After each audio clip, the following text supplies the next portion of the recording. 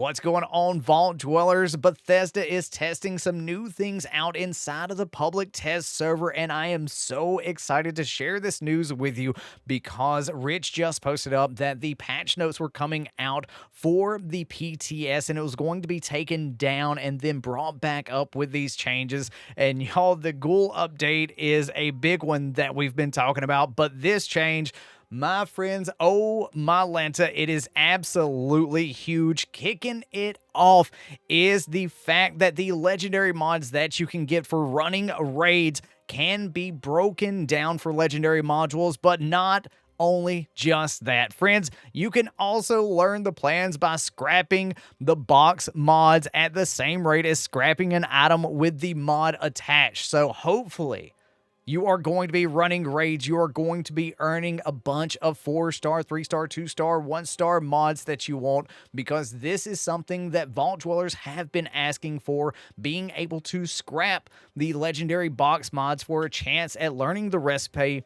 This is absolutely huge, and at the same time, you scrap it, you're going to be getting a 1 module for a 1-star legendary box, 3 modules for a 2-star, 6 modules for a 3-star, and 12 modules for a 4-star. But this is absolutely amazing. It's going to be another way that Vault Dwellers can potentially get all of the legendary effects that they're wanting, and I definitely will be setting up to run a bunch of raids with my friends. And one thing that is really nice about this as well, the stash space is going to be saved, because those things like add up and they are very heavy. But yeah, I will definitely be saving the legendary box mods that are in my stash now. But hey, if you see some legendary box mods for a price and somebody doesn't know about this, definitely buy up those legendary box mods before this comes out, and I'm pretty sure the prices on them are going to skyrocket a little bit.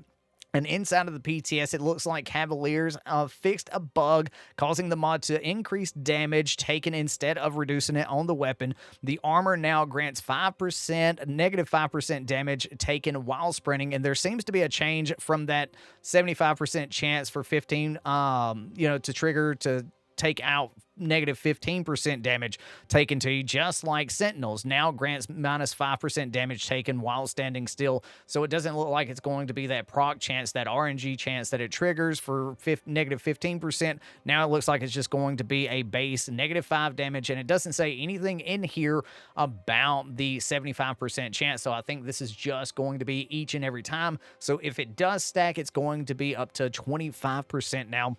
And Furious is going to be the new name for Onslaught, and plus 5% damage per Onslaught stack, plus 9 stacks is the max. That is absolutely wonderful. Pounders reworded for Onslaught and fixed an issue with the stack. Oh, wait, no. Furious reworded for Onslaught, not that Furious is going to be the new one. Okay.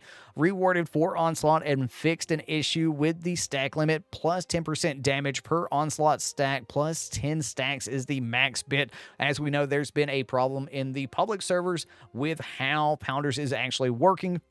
Miscellaneous fixes. Conductors should now grant a 5% AP regen. This is awesome. I know a lot of people have been suggested not to do Conductors as it stands right now because it's only like 1% or something like that. Fixed an issue which would incorrectly inform ghoul characters they had acquired a disease from environmental hazards. Fixed an issue which would cause the ghoul glow effect on the health bar to appear for non-ghoul player characters. Disguised ghouls can no longer wear apparel which could invalidate the disguise. And I'm really hoping that we can actually put those disguises on like out in the wild, that we don't actually have to go talk to the person that we have to talk to. Maybe they can in the future, see that the apparel that we're wearing is a disguise if we have like a mask on or things that cover up our hands and arms and stuff like that. Let's see. Perks. Onslaught now has a HUD indicator. Fixed Onslaught not respecting the stack limit, and stacks now expire correctly, which is after 10 seconds of not gaining stacks. A help entry has been added for Onslaught. Updated the help entry for VATS to include information about limb targeting and weakness/resistance being tied to the perception stat. Added an option to disable the unopened perk card pack. This is going to be great. Tristan, you can finally save your perk card packs. I know I get worried every single time that I go in because it's like, hey, you want to open these perk card packs? No! I'm trying to save up. I almost got like 200 of them, and I get nervous every time I go in there. Me and Tristan were sitting there talking on Discord the other night. He's like, I try to save them, but every time I get in there, they're like, hey, you want to open this? And I'm like, I'm tired of seeing the pop up. Okay, I'll just go ahead and open it. But that's cool. I like that. Updated the help intro. Oh my! I just read that. Ironclad ranks reduced from 5 to 3. Now increases all resistance. This is nice. Demo expert reduced from 5 to 3. Oh, let's go. Hold on. Does this save us some points? Oh, this is great.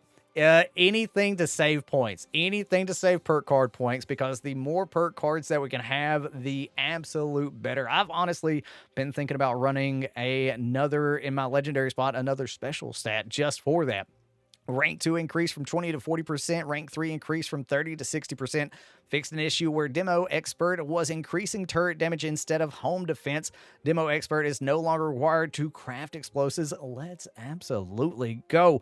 Let's see. Home defense now correctly increases turret damage. Damage bonuses is 50, 75, 100.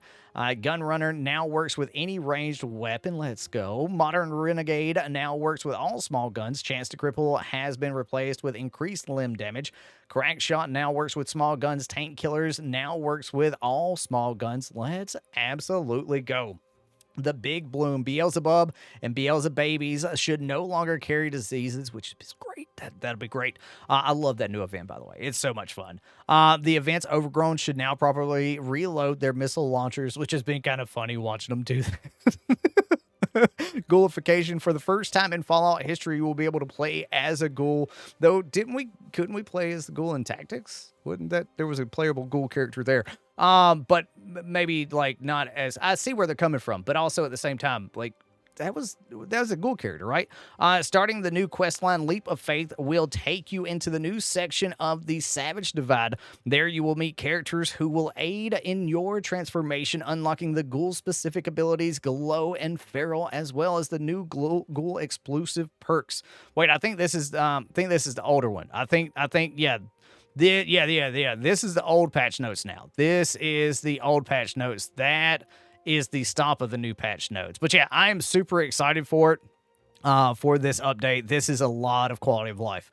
This is a lot of quality of life. If we could get something in for the quality of life of being able to turn off explosions or limit explosions, especially for, Fat Men or Mervs and stuff like that at events, that would be absolutely wonderful as well, Bethesda, if you are taking suggestions. But yeah, let me know in the comment section below, are you excited for these changes coming to the PTS that will inevitably one day make their way into the live server? But remember, just because it's on the PTS does not mean that it's coming in the next update. Who knows when this is coming out, but I really hope this comes out. The sooner, the absolute better. But thank y'all so much for taking time out of your busy day to check this video out. Thank you so much to the channel members for the continued support. Y'all have a great and wonderful day out there in the wasteland. Peace. Love ya.